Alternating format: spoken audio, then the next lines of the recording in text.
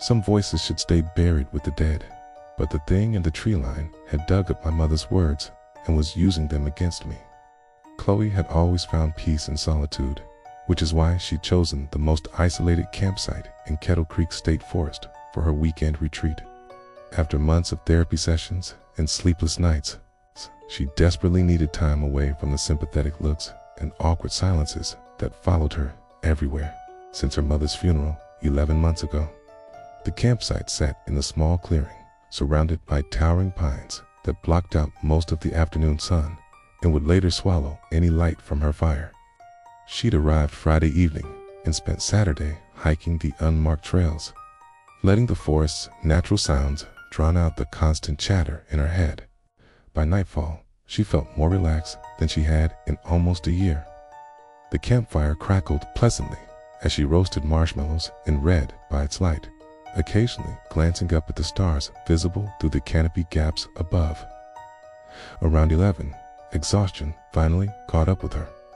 She banked the fire, secured her food in the bear box, and crawled into her tent.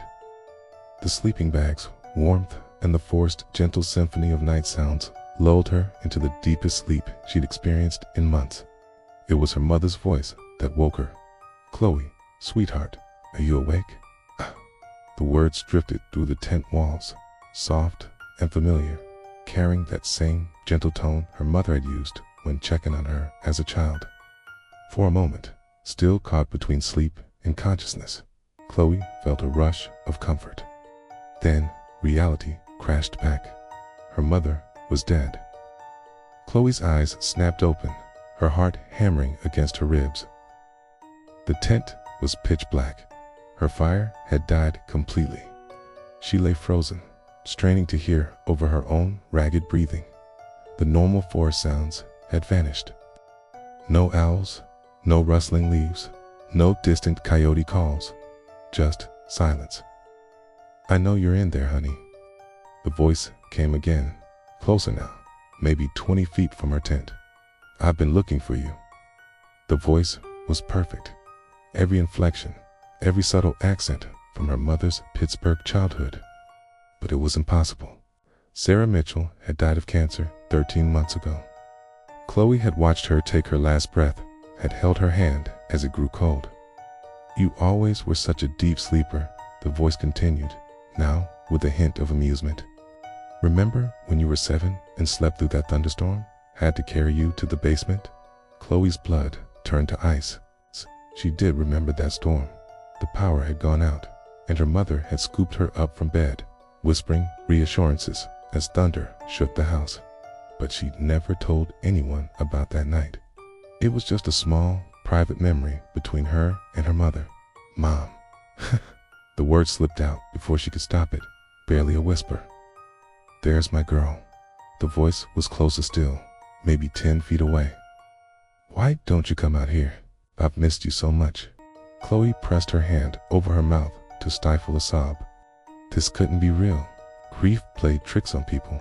She'd read about auditory hallucinations, about the mind's desperate attempts to cope with loss. But the voice sounded so real, so achingly familiar. "I know you're scared, sweetheart," her mother's voice said, now just outside the tent. "But there's nothing to be afraid of. It's just me." With trembling fingers, Chloe reached for her phone to use its flashlight, but the screen showed no signal and a nearly dead battery.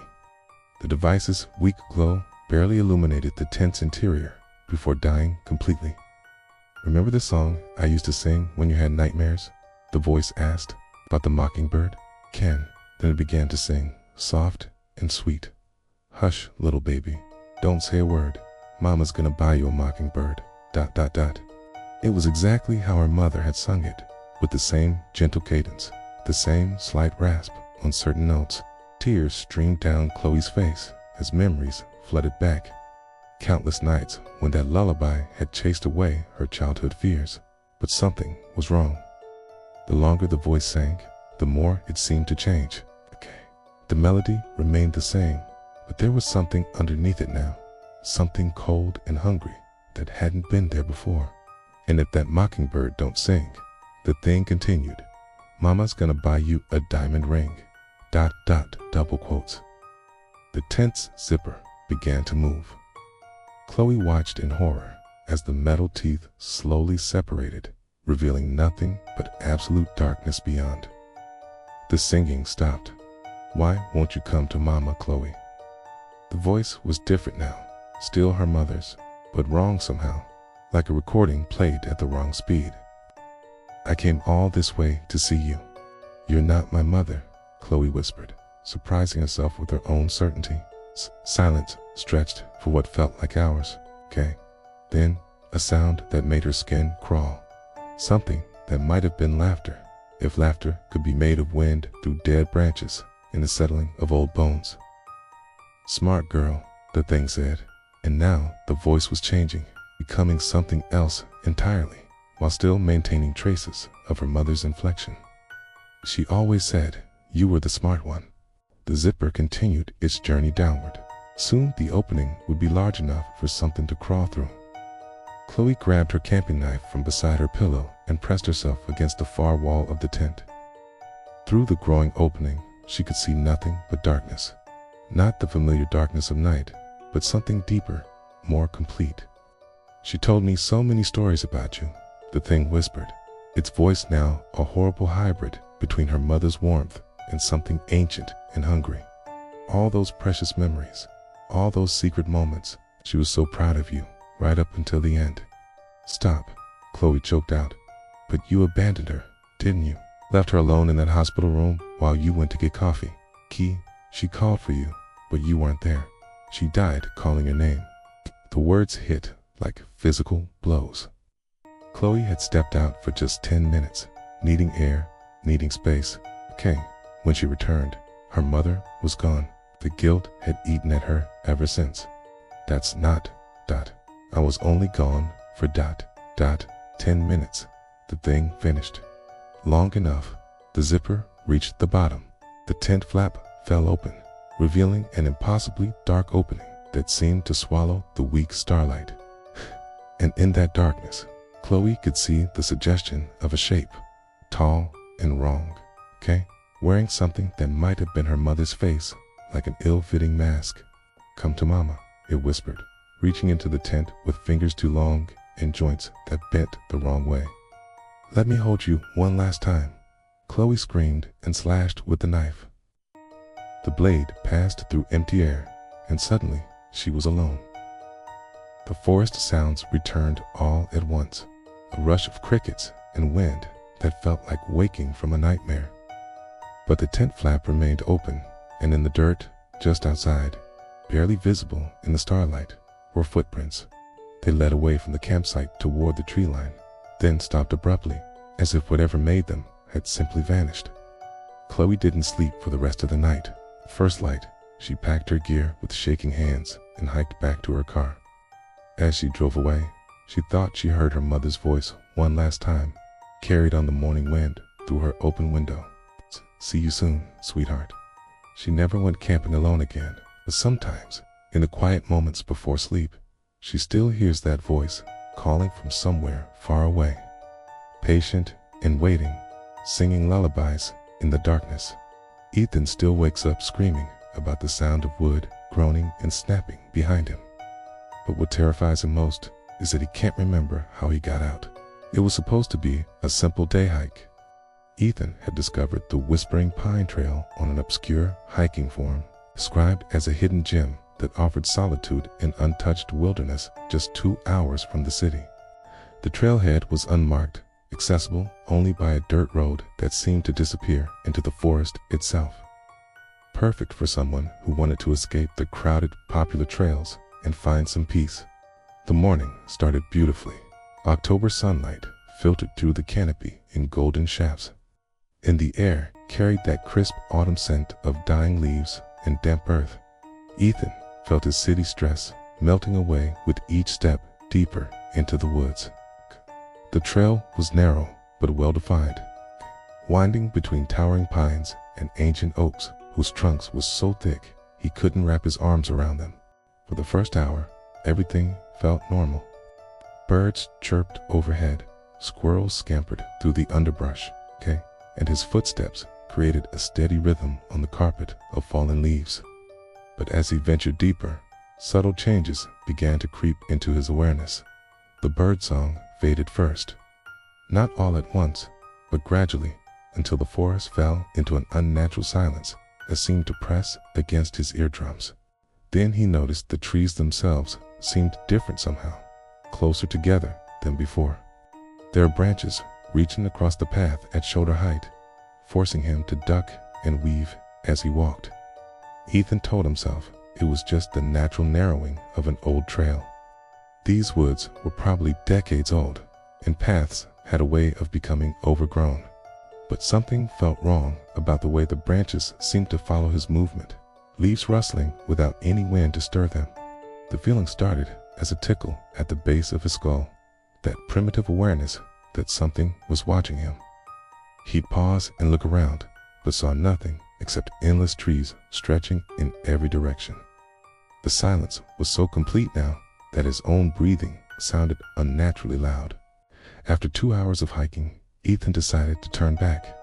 The trail had become increasingly difficult to follow, and those watching eyes he couldn't see were making his skin crawl. He'd gotten his nature fix. It's time to head home to civilization and hot coffee. But when he turned around, his blood went cold. The path behind him was gone. Where there had been a clear trail just moments before, a wall of twisted branches and interwoven trunks blocked his way completely. The trees had grown together in impossible formations, their bark fused and gnarled as if they'd been intertwined for decades. Thorny vines wound between them like barbed wire, creating an impenetrable barrier. Ethan's rational mind scrambled for explanations. Maybe he'd gotten turned around, taken a wrong fork in the trail. Okay, but as he examined the barrier more closely, his stomach dropped. These weren't different trees.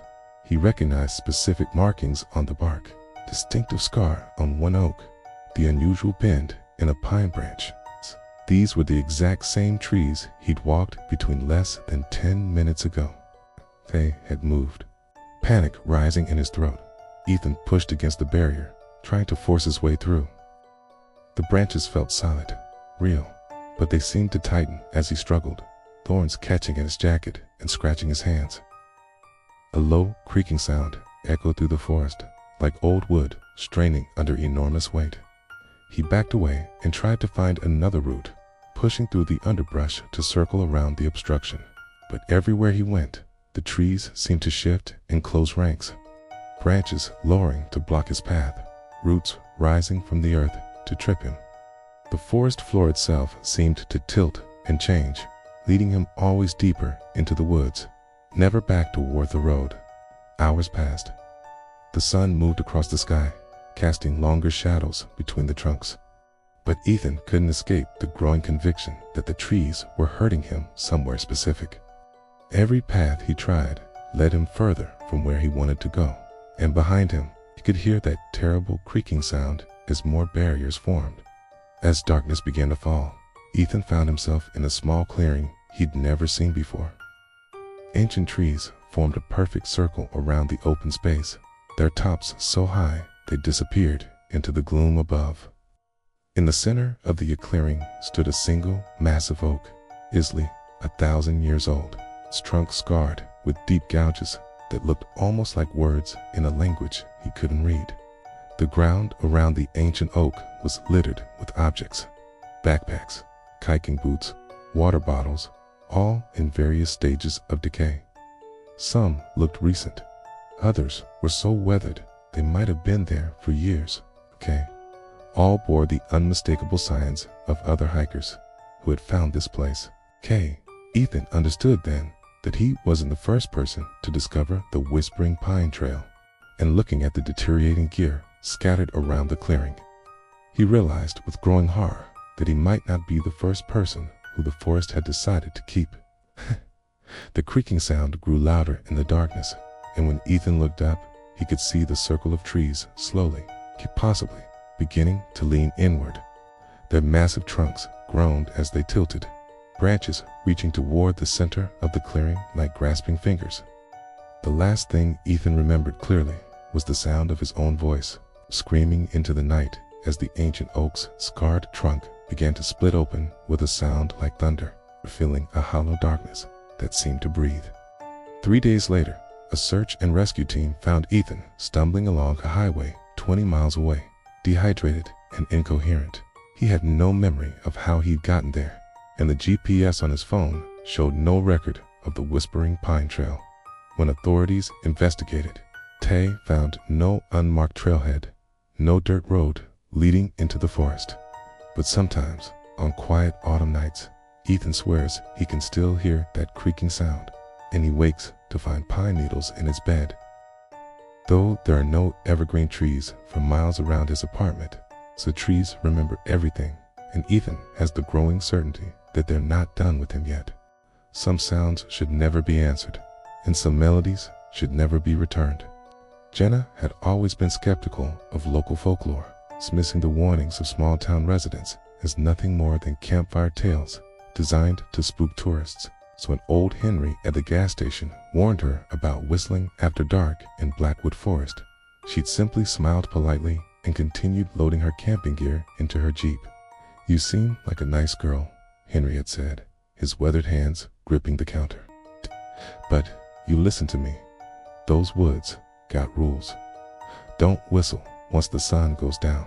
Don't call out to nothing you can't see. And if something calls back to you, you pack up and leave. You hear me?" Jenna had nodded, more interested in getting to her campsite before nightfall than entertaining the ramblings of a superstitious old man. She'd been looking forward to this solo camping trip for months, a chance to disconnect from the chaos of city life and find some peace in nature. What she hadn't expected was how quickly the forest would make her question everything she thought she knew about being alone. The drive into Blackwood Forest had been beautiful during the day. Towering pines stretched endlessly in every direction, their branches forming a canopy so thick that even in late afternoon, the forest floor remained shrouded in perpetual twilight. Jenna found her reserved campsite easily enough, a small clearing beside a babbling creek. Far enough from the main trail to guarantee privacy.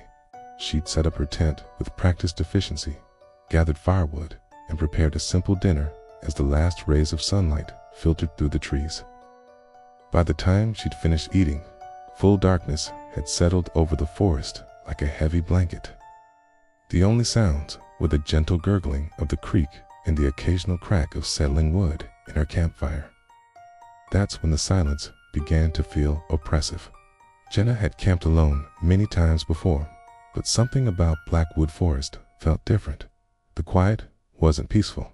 It was expectant, as if the entire forest was holding its breath. She found herself straining to hear something, anything, beyond the predictable sounds of water and fire. Even the typical night sounds were conspicuously absent. She tried to shake off the unease by keeping busy. She organized her gear, wrote in her journal by flashlight, and fed the fire to keep the flames dancing high. But as the night wore on, the oppressive silence began to weigh on her nerves. She'd grown up in the city, where there was always some kind of background noise, traffic, sirens, neighbors. This absolute quiet felt unnatural. Around 10 o'clock, as she sat staring into the hypnotic flames, Jenna found herself humming unconsciously. It was a simple melody she'd known since childhood, something her grandmother used to sing while baking cookies. The familiar tune brought her comfort, pushing back against the forest's intimidating presence. Without thinking, she pursed her lips and began to whistle the melody clearly into the night air. The sound carried beautifully in the still forest, echoing slightly off the surrounding trees. For a moment, hearing her own voice gave her a sense of companionship, reminding her that she wasn't completely powerless against the overwhelming quiet. Then the whistling stopped, and the forest fell silent again. That's when she heard it. From somewhere deep in the black woods, beyond her campfire's reach, the exact same melody drifted back to her. Note for note, the whistling was perfect, not an approximation or an echo, but a precise reproduction of her grandmother's lullaby. The sound seemed to come from everywhere and nowhere at once, as if the forest itself had learned her song and was playing it back to her. Jenna's blood turned to ice. Her hands gripped the arms of her camping chair so tightly her knuckles went white. The rational part of her mind scrambled for explanations. Another camper, perhaps, who'd heard her whistling and decided to respond. But even as she tried to convince herself, she knew no other campers were registered in this section of the forest. She'd specifically chosen the most isolated area available. The whistling stopped, leaving behind a silence that felt even more oppressive than before. Jenna sat frozen, every muscle tense, straining to hear any indication of who or what had responded to her tune. Minutes passed. The fire crackled. The creek continued its gentle babbling. But the forest offered no other sounds. Just as she began to convince herself she'd imagined the whole thing, it happened again. This time, the whistling came from a different direction, off to her left, closer to her tent. The melody was identical, but there was something subtly wrong with it now. The notes were too pure, too precise, as if whatever was producing them didn't quite understand the human imperfections that made music natural. It was her grandmother's lullaby, but rendered with an alien perfection that made her skin crawl. Jenna grabbed her flashlight and swept the beam toward the sound. The light penetrated perhaps 20 feet into the forest before being swallowed by the dense trees and undergrowth. She saw nothing but shadows that seemed to shift and dance just beyond the reach of her beam. "Hello?" she called out, her voice cracking slightly. "Is someone there?" The whistling stopped immediately. The silence that followed was so complete it felt like a physical weight pressing down on her chest. She kept the flashlight trained on the spot where the sound had originated, but saw nothing. No movement, no reflection of eyes, no indication that anything living lurked in those shadows. Then, from directly behind her tent, impossibly close, the whistling began again.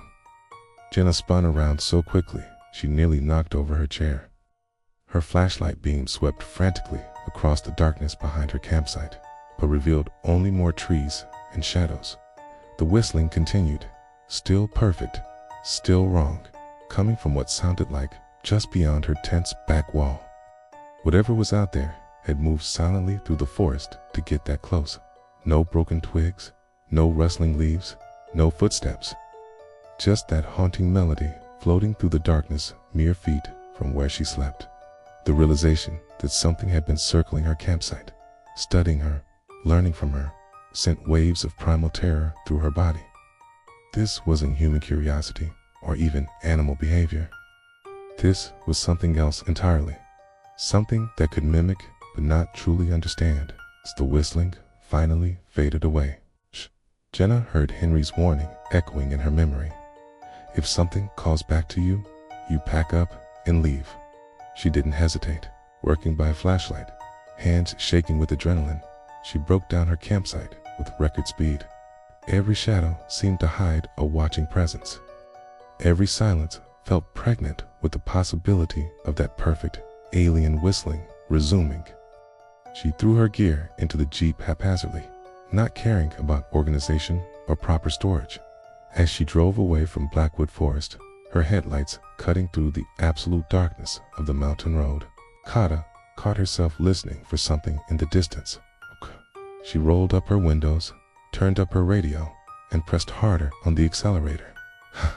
But even now, weeks later, she sometimes wakes in the middle of the night to the sound of her grandmother's lullaby being whistled just outside her bedroom window. No perfect and utterly wrong, and she knows with bone-deep certainty that something in those woods is still learning her songs.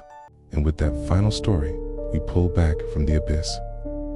For now, tales of ordinary lives brushing against the extraordinary, the terrifying, the unexplainable, from the shadow that mimics to the voice that calls from an empty house. We've seen tonight how thin the veil between our reality and a much darker one can be. These stories are not just fiction. They are born from real experiences, whispered in hushed tones, and shared to remind us that we are not always alone. And that's the most chilling thought, isn't it? Perhaps one of tonight's stories reminded you of something that happened to you, or to someone you know. A strange occurrence you've tried to forget.